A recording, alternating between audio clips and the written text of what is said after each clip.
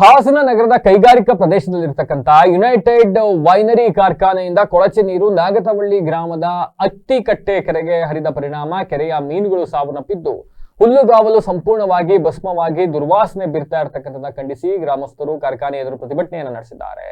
ಕೆರೆಗೆ ಕೊಳಚೆ ನೀರು ಹರಿತಾ ಇರತಕ್ಕಂಥ ಬಗ್ಗೆ ಕಾರ್ಖಾನೆ ಮಾಲೀಕರಿಗೆ ಪ್ರಶ್ನೆ ಮಾಡಲಾಗಿ ಈ ವೇಳೆ ಅವರು ಗ್ರಾಮಸ್ಥರನ್ನ ನಿಂದಿಸಿದ್ದಾರೆ ಅಂತಕ್ಕಂಥ ಕಾರಣಕ್ಕೆ ಗ್ರಾಮಸ್ಥರು ಹಾಗೂ ಮಾಲೀಕರ ನಡುವೆ ಕೆಲಕಾಲ ವಾಗ್ವಾದ ನಡೆಯಿತು. ಬಳಿಕ ಪೊಲೀಸರು ಸ್ಥಳಕ್ಕೆ ಆಗಮಿಸಿ ಪರಿಸ್ಥಿತಿಯನ್ನು ತಿಳಿಗೊಳಿಸಿದ್ರು. ಈ ವೇಳೆ ಗ್ರಾಮದ ಮುಖಂಡ ಹಾಗೂ ಗ್ರಾಮ ಪಂಚಾಯತ್ ಸದಸ್ಯ ಸೋಮಣ್ಣ ಮಾತನಾಡಿ, ನಮ್ಮ ಗ್ರಾಮದ ಅತ್ತಿಕಟ್ಟೆ ಕೆರೆಯಿಂದ ನೂರಾರು ದನಕರುಗಳು ನೀರು ಕುಡಿಯೋಕೆ ಹಾಗೂ ಮೇವಿಗೆ ಅವಲಂಬಿತವಾಗಿದ್ದಾವೆ. ಇದನ್ನೇ ಆದರೆ ಇಂದಿಗೆ ಕೊಳಚೆ ನೀರಿನಿಂದ ಕೆರೆ ಸಂಪೂರ್ಣವಾಗಿ ಹಾಳಾಗಿದ್ದು ಇಲ್ಲಿನ ಮೀನುಗಳು ಸಾವನ್ನಪ್ಪಿ ಮೇವು ಸಂಪೂರ್ಣವಾಗಿ ಸುಟ್ಟು ಭಸ್ಮವಾಗಿದೆ ಅಂತ ಅಸಮಾಧಾನವನ್ನ ಹೊರಹಾಕಿದ್ರು. ಈ ವೇಳೆ ಗ್ರಾಮದ ರೇಣುಕಾ, ಪುಟ್ಟರಾಜು ಅಂಡ್ ಸ್ವಾಮಿ, ರಾಜ, ಸರೋಜ, ಯಶೋಧ, ಯೋಗೇಶ್, ದಿನೇಶ್, ಚಂದನ್, ಪುಟ್ಟರಾಜು, ಕುಮಾರ್, ಕಿರಣ್ ಸೇರಿದಂತೆ ಇನ್ನಿತರರು ಗ್ರಾಮಸ್ಥರೆಲ್ಲ ಹಾಜರಿದ್ರು. ಇಲ್ಲಿ ಕೆರೆ ಇದೆ, ಇದೊಂದು ಅತ್ತಿಕಟ್ಟೆ ಅಂತ. ಆ ಕೆರೆಗೆ ವೈನ್ ಫ್ಯಾಕ್ಟ್ರಿಯಿಂದ ನೀರು ಬಿಡ್ತಾ ಇದ್ದಾರೆ. ಸುಮಾರು ಒಂದು 2-3 ದನ ಸತ್ತವೆ. ಕೊಡ್ತೀನಿ ಅಂತದ್ದು ಏನು ಹೇಳಿದ್ರೆ ಅಂತ ನನಗೆ ಗೊತ್ತಿಲ್ಲ ಆ ವಿಚಾರ.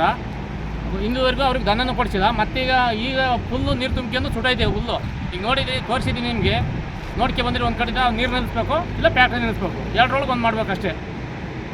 ಜನಕ್ಕೆಲ್ಲ ತೊಂದರೆ ಆಗ್ತೈತೆ. ಸ್ಮೆಲ್ಲು ಇಲ್ಲೆಲ್ಲ ಮಾತಾಡೋಕೆ ಹೋದರೆ ಒಬ್ಬರು ಲೇಡಿ ಇದ್ದಾರೆ, ಓನರು, ಶಾಟೆ ಕಿತ್ಕೊತೀರ ಅಂತ ಹೇಳ್ತಾರೆ. ಇಲ್ಲಿ ಒಬ್ಬ ಮನುಷ್ಯಗೆ ಅದು ಬೆಲೆ ಅಲ್ವ, ಬಂದರಿಗೆ ಒಂದು ಶಾಟೆ ಕಿತ್ಕೊತೀವಿ, ಒಂದು ಮಾನವೀಯತೆ ಇಲ್ವ ಅವ್ರಿಗೆ ಹೇಳೋಕ್ಕೆ. ಇಷ್ಟು ಚೆನ್ನಾಗಿರ್ತೀವಿ, ನಮ್ಮ ತಂದೆ ತಾಯಿ ಸಂಬಂಧ ಇದ್ದಾರೆ. ಆ ಥರದಲ್ಲಿ ಹೇಳೋಕೆ ಒಂದು ಮಾತಿಲ್ಲ ಅವ್ರಿಗೆ. ಏನು ಒಂದು ಫ್ಯಾಕ್ಟ್ರಿ ಕೋಟಿ ರೂಪಾಯಿ ಬಂಡವಾಳ ಹಾಕಿರ್ತಾರೆ, ಮಾತಾಡೋಕೆ ಒಂದು ಬೆಲೆನೇ ಇಲ್ಲ ಅವರಿಗೆ.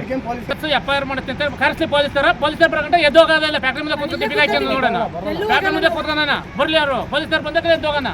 ಅಲ್ಲಿ ಗಮನಕ್ಕೆ ತಂದು ಹೇಳಿದ್ದು, ಅವ್ರ ಗಮನಕ್ಕೆ ತಂದು ಒಂದು 2-3 ತಿಂಗಳಲ್ಲಿ ಒಂದು ಹಸು ಒಂದು ಕರು ಸತ್ತೋಯ್ತಂತೆ.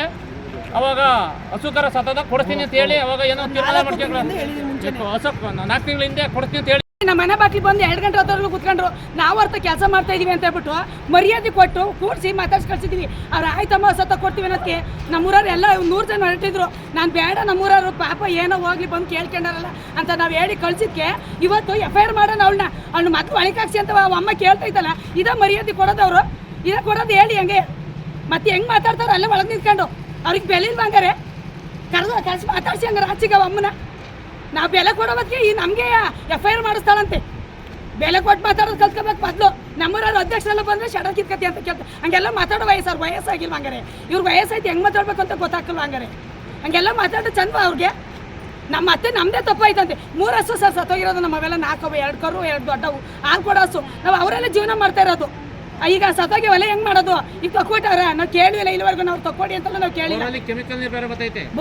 3 ಬೋರ್ ಕೊಡ್ಸಿರೋದು ಫ್ಯಾಕ್ಟ್ರಿ, 4 ಬೋರು, ಒಂದರಲ್ಲೂ ನೀರು ಚೆನ್ನಾಗಿ ಬರ್ತಾ ಇಲ್ಲ.